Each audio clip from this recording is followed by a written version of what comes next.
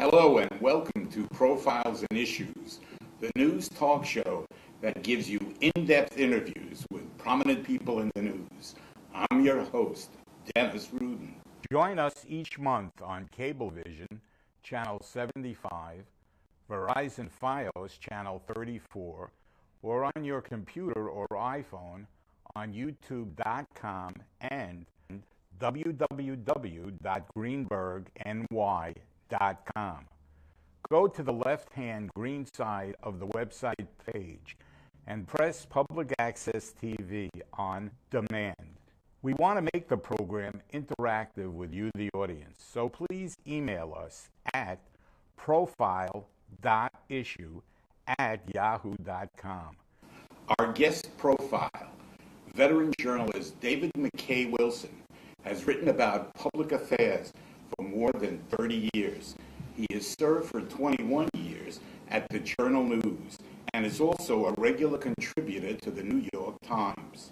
A Sharfman Fellow in Economics at Brandeis University, David was honored by the Education Writers Association in 2010 for his analysis of economists' growing role in the United States education policy, and in 2012 for his reporting on suburban schools and cheating by those who administer standardized testing. Mr. Wilson began his career at the Journal News in 1986. He has covered City Hall in White Plains, New Rochelle, Yonkers, and county government in Westchester and Putnam. David has been writing his distinguished Tax Watch column since 2012. We are proud and honored to welcome David McKay Wilson on Profiles and Issues. David, welcome to the program. Thank you, Dennis. Glad to be here.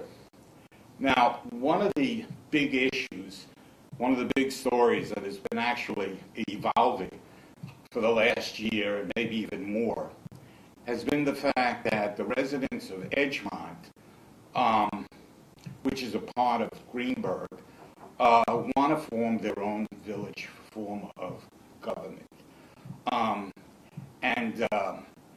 My question to you is, my opening question, will the residents of Edgemont have the opportunity to vote in a referendum for or against a village government? And also, how is this going to affect Greenberg residents? Well, I believe that they will get a chance to vote. Now, the town supervisor in Greenberg, Paul Feiner, is doing all that he can do to prevent the people of Edgemont from having the opportunity to vote on whether they want to break away and create their own village. Currently, the latest is that the Supreme Court judge, Susan McKay, ruled that the petition was valid and the vote should move forward. The town supervisor announced that the town was going to appeal. So now it's back in the court system at the appellate division.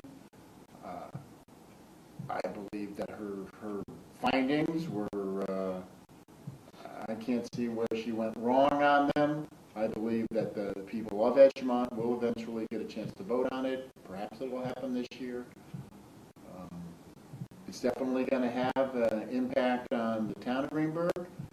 The magnitude of that impact will depend on the kind of relationship the village of Edgemont and the town of Greenberg develop after, if the referendum is successful, whether the town adopts a different approach toward Edgemont and decides to work with Edgemont instead of fighting Edgemont, which has been the current position of the town, is to fight the people in Edgemont who want to set up their own village government.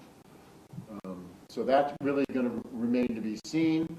There are a number of public services that, if the village is created, they will have to provide to the people, including police service.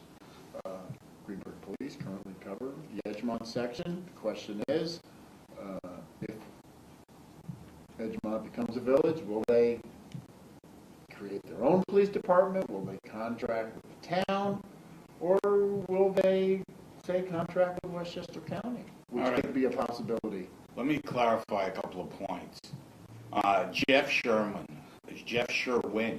leader of the Edgemont Community Council and proponent for village government, does he have enough votes in Edgemont if the referendum goes through, if the judge on the state supreme court votes in favor of the referendum? Does he have enough votes of the Edgemont residents to actually start the process going? Well, we don't know how the election is going to turn out, but I think incorporation is popular in Edgemont. They have collected the signatures necessary to hold the vote, and there's a sense that I have that it's a popular thing, and that if a referendum was to happen, I think there's a good chance it would pass. Now, my next question, I'll give you some background on this, why I'm asking this. Are the Edgemont people going to really lose more than they gain?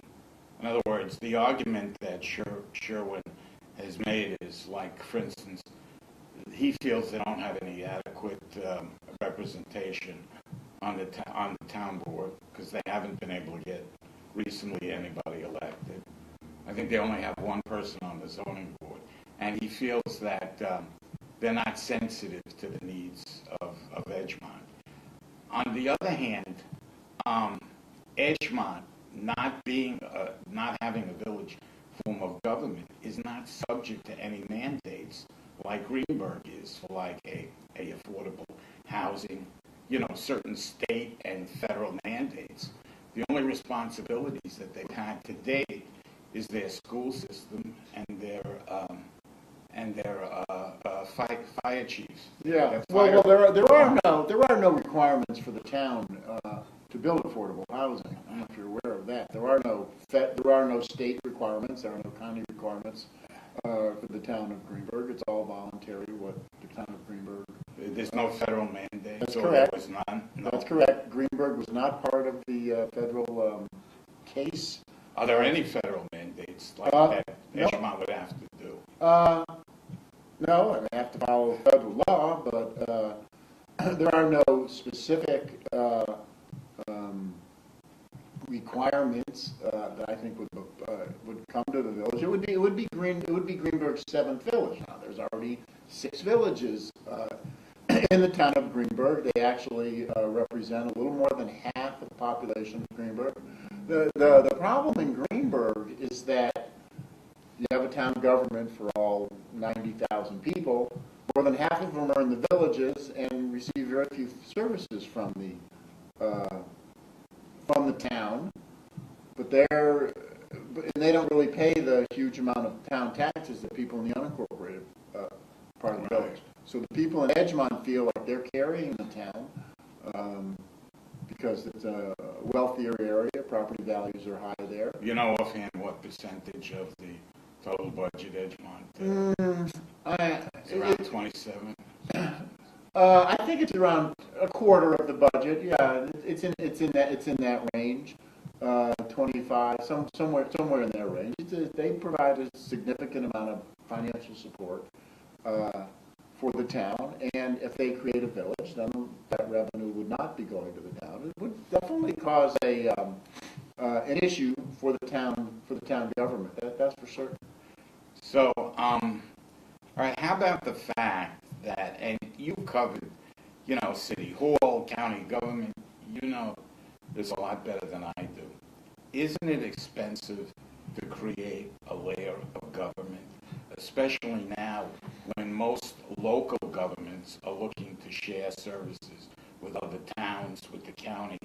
Example, they would have to either find several buildings in Larchmont or build their own building for a town hall, for a police department, even though it's not going to be the size of Greenberg.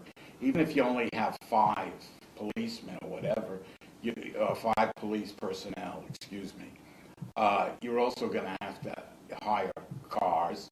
A village manager or an elected town supervisor, especially a town like, a hamlet like Edgemont, probably going to cost what, 150,000 minimum. Well, there's definitely a cost to doing it. The reality is, though, that Edgemont currently pays about $17 million to the town for town services. These other village governments in Greenberg, roughly the same size as Edgemont, they have village budgets of $13 million, $14 million. So providing these services within the framework of looking at what the other governments do, they're also talking about not building a village hall, but renting space somewhere and creating the village hall in that way. So I've seen their financial report, and it seems reasonable, especially when you compare it to how much the other villages are spending for their village government, for their part of it also will be what they do with the police. Now, whether they contract with the town for the town to continue their coverage, or if they contract possibly with Westchester County, as is done by the village of Mount Kisco, village town of Mount Kisco, currently uses county police. So it's going to depend on, we're not going to know that really until the referendum takes place, and then they elect a village board in Edgemont, which will then make these decisions. Based on the figures that you've seen, though, are they still going to come out ahead financially by going into a village form of government? From what I've seen from their reports, that it could be a wash. That it could be a wash because they provide so much support for the town of Greenberg at this time. What do you mean by wash? Well, it could be about the same. It could be Yeah, about the same. I I don't think they're necessarily going to save any money. There is potential that they could. I don't know if they will. Probably on their assessment, their taxes on their houses, but with all these other, charges coming up, it's not going to be cheap. It's not going to be. And no, the last time Westchester created a village was the village of Rybrook in 1982. Now that has people seem to be, that has worked out, the village of Rybrook. And the thing is that we're in this big metropolitan region, and there's a real desire for people to have a government that they can relate to. That's one of the reasons that there's so many school districts here. We're in a metropolitan region with 20 million people. It's a huge area, and people want to, on the local level, they want a government that they feel is responsive to them and that takes their concerns into consideration.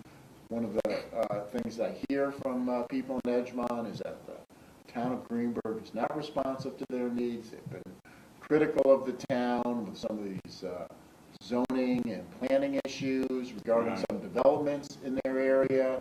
This Shelburne assisted living is an issue. So there's been certain issues that they feel like the town has not been responsive to them. If they have a village, then they'll have their own zoning board, their own planning board, and they'll have more local control over land use decisions.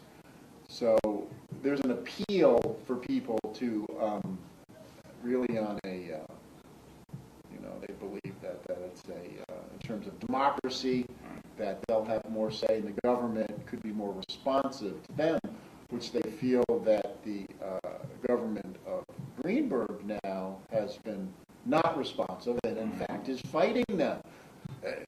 The town's hiring these, this is the one that killed me, the town hiring these private detectives to go into people's houses to get them to, and to trick them into, to trick them into taking their names off of the petition for incorporation. That was that was a doozy.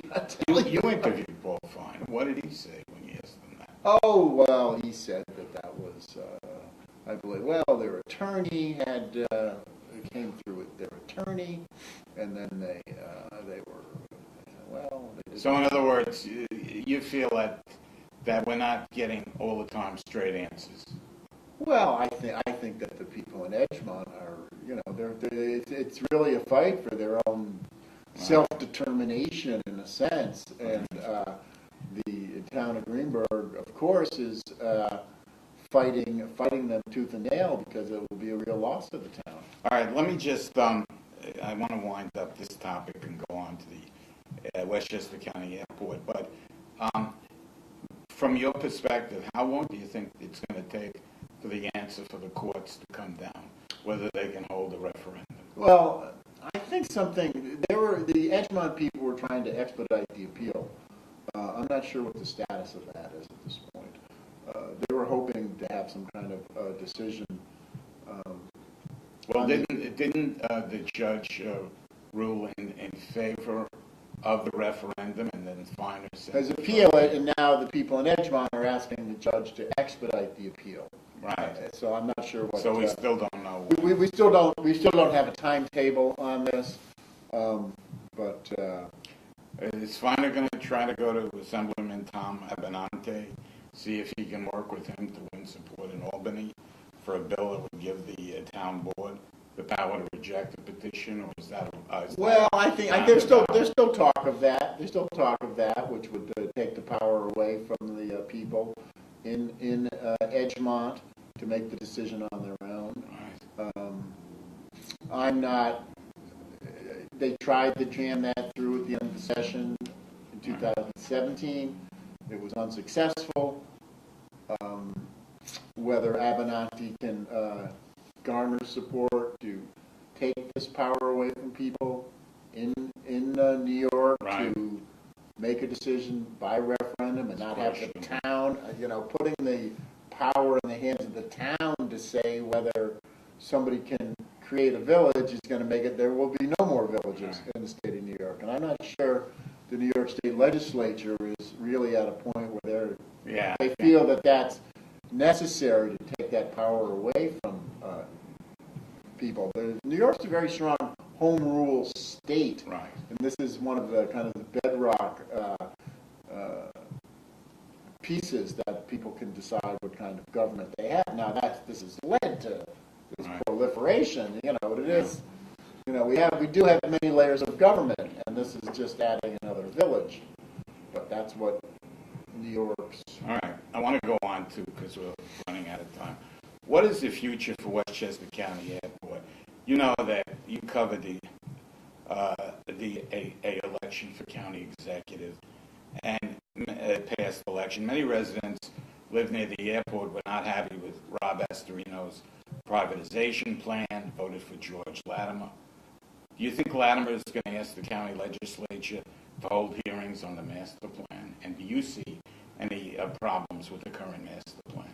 Well, the current master plan is really a sham. It's based on these projections, air traffic projections based on not having a cap on commercial airlines there. For some reason, they decided not to do that. It was a master plan that really failed to take into consideration local input. They didn't bring in local input right until the end, and then after the local input, they were supposed to incorporate the local input into the master plan, and they never did. And the master plan as it stands now, this draft that's out there, it's been circulated through the FAA, to this day, it still does not include the input from the public in it, even after the public hearing in July. Is it true that they say it disregards the legal caps on how many passengers can fly out of the airport? Yes. The projections they had that they based the master plan on disregards the passenger cap. They made a decision when they were creating the master plan whether to have the projections based on having the restrictions or not. They decided to base it on not having the restrictions for some reason. So that part, and then they based this $460 million capital program on not having passenger cabs. So there's a problem with that, that the people who, residents expressed at the July public hearing, and then the campaign happened and the privatization and the master plan became part of the election. Candidate who won, George Latimer, campaigned against the privatization. But now we're at a situation, he's now in office. What's happening next? We don't really know. The proposal, Rob Astorino's selection for the company, they had a request for proposals. He announced him the day after his defeat, he announced, we selected Macquarie to be the preferred vendor. But the Latimer administration does not appear to be moving forward on this. We haven't heard anything about how it's going to proceed. They did have their airport attorneys come into the Board of Legislators to say that, well, if you're going to be in this privatization program, you need to set up a new timetable, or the FAA is just going to revoke your How about these citizen groups like this Jonathan Wang? He said also that he wants a fiduciary relationship between the airport and the company that oversees its operations. Fiduciary, to the audience, meaning it cares about the airport, not just making a profit for itself. Well, the way it's been at Westchester Airport is that they have a private company that manages the airport. Right. But their fee is not dependent on the amount of traffic there is. There's not an incentive for the management company there to boost traffic or do things that would feed their own bottom line. They're serving the county. They have a annual contract that they get paid to do the job. It's a different dynamic than if you were to enter the federal privatization program, and then money at the airport could be taken back to the general fund of the county. So there would be more of an incentive both for the county and for the private operator owner to do things that may be at the benefit of the shareholders, but not certainly the public. Now, in your investigative piece, you talked about discovery of contaminated groundwater that may be leaching into other properties. Yes, that's correct. I mean, that really raised my eyebrow. Yeah, and then that was interesting. It's they believe, and this came out of the contamination at Stewart Airport up in Newburgh, when they found that there was contamination of these certain chemicals that were from firefighting. This foam that they use to fight fires and practice at airports, and they found it in Newburgh, and it contaminated the public water supply in Newburgh, so that there's concern. Now, when they found these, after Newburgh, the state decided to test other airports, and the state testing found contamination by some of these same chemicals on the airport property, near a landfill from the Air National Guard from back in the 80s, off the site at an office building, closer to the reservoir system. So there is concern about this. There is a sense that it hasn't gotten into the drinking water that's supply. what I wanted to ask No, you. there's no evidence. There's no evidence Thank God. of it getting into the drinking water. Yeah. There's an investigation going on now by the state and the county to figure out how they're going to remediate this. So what was interesting is that the Astorino administration had halted some of the groundwater testing on the airport grounds during its time there. So now I believe they're going to be doing more testing there, just to determine the extent of the contamination. One other thing, and then I want to move on to the federal tax reform. You said that in your investigative piece that there was they suppressed an excessive noise report and wasn't released till after the election. Yeah, that was. believe? Yeah. So this was a guy up in South Salem was complaining about all the airplanes coming over his house. They did an investigation there. They did a study, and when he was asking for its release, and he got a letter from the county saying, from the county's operator saying, well, sorry we were so late with this, but we were ordered not to release it until after the election, and then after the election, we were ordered not to release it until after January 1st. So that was just part of, the airport became really a very contentious issue in the county executive's race. It was a factor. It was a factor in the race. Well, you can see why people would be annoyed. Now, I want to quickly touch this. The federal tax reform budget. There's in response. What do you think the response from Governor Cuomo and other New York State political leaders to cutbacks in federal spending, limits on deductibility on state and local income tax up to $10,000 that was passed by President Trump and a Republican majority in Congress? Explain to us, we've got about 2 or 3 minutes. Sure. Is this really going to work, a payroll tax to replace the income tax, charitable or charitable contributions? How can middle-class people afford to take part in that? How is that going to benefit middle-class people? Yeah, so these were, there is a big concern about the cap on the deductibility of state and local taxes. This is having an impact in Westchester. It's made property taxes really go up for some people 30% in a real sense, because they're no longer able to, it's capped at $10,000. There's a lot of people with property taxes that are $20,000, $30,000. But I mean, like for a person making, let's say, between $60,000, $70,000, even $80,000, are they going to really be able to take advantage? Is that going to really help them with a salary like that? Take advantage of what? Of like a payroll tax. I think this payroll tax thing is pie in the sky. Right. I don't think it's way too complicated. And with charitable contributions, if you're a Kennedy, if you're a Rockefeller, or I can understand that. But again, the average person, is that going to really? Well, if they somehow are able to replace to say, well, you can make the charitable contribution instead of paying your tax, it's going to be a complicated thing to pull off. But if they do it, people may take advantage of it, try it. We still don't know what the legislature is going to do on this. We'll know by the end of March, beginning of April, how that all pans out. Well, then we'll have to have you back. Yeah.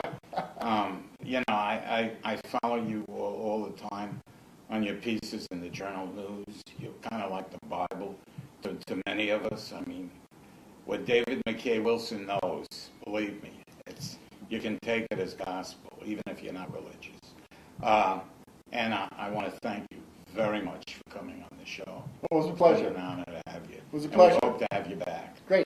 My guest has been David McKay Wilson, Aloha Journal News columnist.